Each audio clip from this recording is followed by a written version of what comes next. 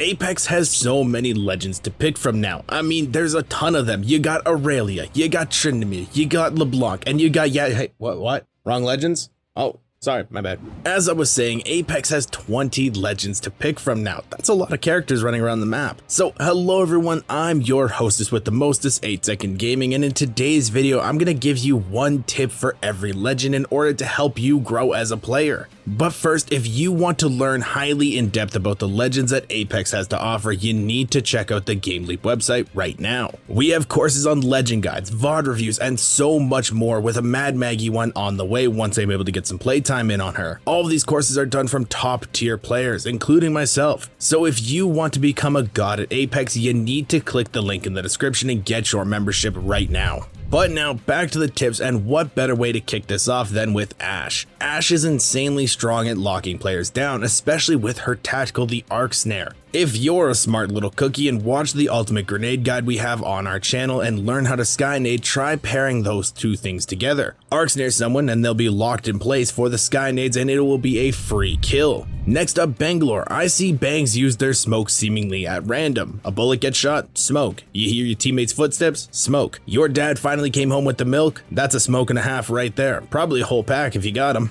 Try to focus on smoking after abilities get used in a fight. Make sure the Bloodhound has scanned or the Seer ult is destroyed. That way your team actually gets some usefulness out of the smoke. It's a hard time for Bangalores out there right now, stay safe. Next up, we have my personal main, Bloodhound. A lot of people seem to forget that Bloodhound can see tracks that are left behind. They just see the footsteps and think, yeah, people were here. But there's a lot more to them. You can actually see a ton of information, like if they healed, a nade was used, a slide, a jump, a phase, all of that can be used when pushing teams. Because with that, you'll know what utility they have left to go into a fight with. Start paying closer attention to the tracks. Now for Daddy Gas Barrel Caustic, we all know that there is a nerf hitting him hard to where his traps can be shot after they're going off, but they aren't one shot. It actually seems like they have a fairly hefty health pool. So use the barrels to distract teams in fights. After they spray the barrel down, they'll have to reload their gun, leaving them open for you to swing on them and get a lot of damage out, potentially one clipping someone. But for the one getting a buff, Crypto, you can now throw his drone to a place without having to get in and pilot it. If you're pushing a building, throw your drone onto the wall where you enter. That way if you get into a ring around the rosy situation, you'll see if they're coming up behind you to flank you. And you'll be able to do that without barely slowing down now, it's pretty swanky. Next up we have Fusey Boy. Fuse's passive is a lot of fun. Throwing nades at Mach 50 over and over can really overwhelm a team, but it actually doesn't work well with frag grenades because you want them to be in the air for longer. So when throwing frags, turn your passive arm launcher off and just throw them regularly. If you are confused as to why you want frags to be in the air earlier, check out the grenade guide that I mentioned earlier. It's on the channel, all your answers will be there. Next up we have Gibby. Look, everyone knows how amazing some guns are at hip firing in close range. And a lot of players, including myself when playing Gibraltar, fall back into the habit of hip firing. But when playing Gibby, you need to never hip fire, because then you lose the passive gun shield that gives you a free 50 health. Always be aiming down sights in fights because that health can win fights all the time for you.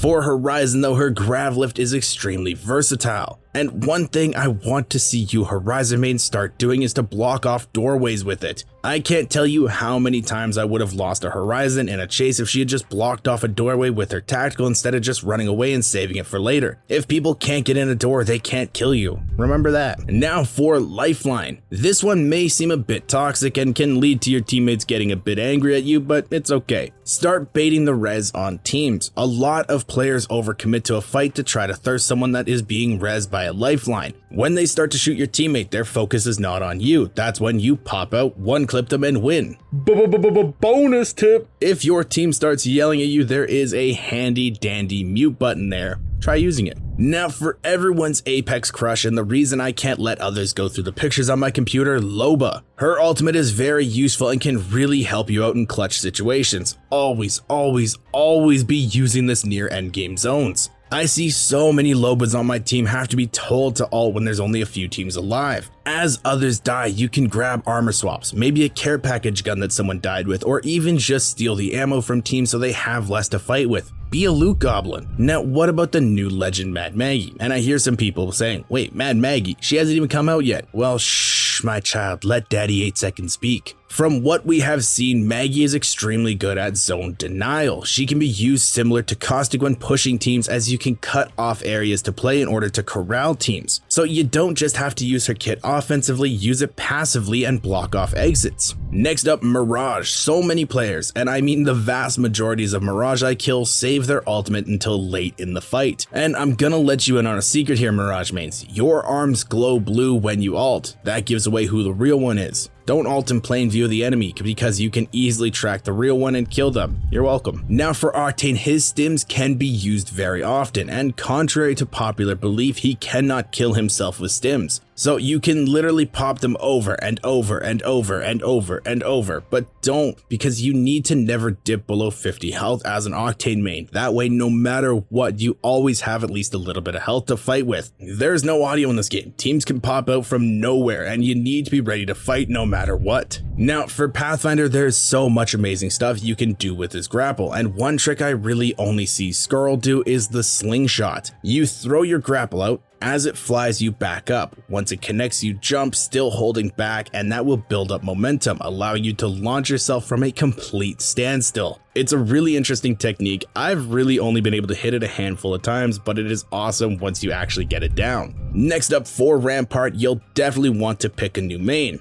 Psych, I'm only 75% joking. With Rampart, you'll want to block doorways with your walls. What this will do is create a bottleneck for the enemy team. As they run up to kick the doors and force their way in, spin up Sheila and shoot down the door. This will catch them off guard and easily win the fight for you. Now for the little spider monkey Revenant, you can grab teammates' banners when in his ultimate form, allowing you to run in, grab the banner, then get shot by the team and you're out to safety. This is a huge trick that I used to use back in the Rev meta days, and 60% of the time it works every time, so give it a shot. Next up we have Seer. Seer's heartbeat sensor is great for catching rats and stragglers from teams, but it can be annoying to scope in to use it and slow down all the time. Well, Seer can actually use it with no gun. When you have your fists out, just scope in and it will activate. But you can then pair that with a slide jump and you won't lose momentum when checking the sensor. Slide, jump, scope in, see the heartbeat sensor, unscope before you land, and you're back to running. For Valkyrie, she can be fairly easy to hit while skydiving from her ultimate. You don't want to be shot out of the air, so start using skydive emotes when flying. This throws your character model all over the place and makes you extremely hard to hit, saving you from going down and losing your team the game. The more movement in the emote, the better it is, and your teammates can do this also. Now with Watson, she is great for holding down buildings and trapping doors, but I'm sure it's happened to you at least once where you've locked yourself out of the house and need to get back in without breaking the door. Well, you can actually do this. What you need to do is be right next to the door, open it, and walk in as soon as you can. Sit inside the fence beam so that it cuts off, and that won't break the door if you do it fast enough. It is very tricky, so play around with it.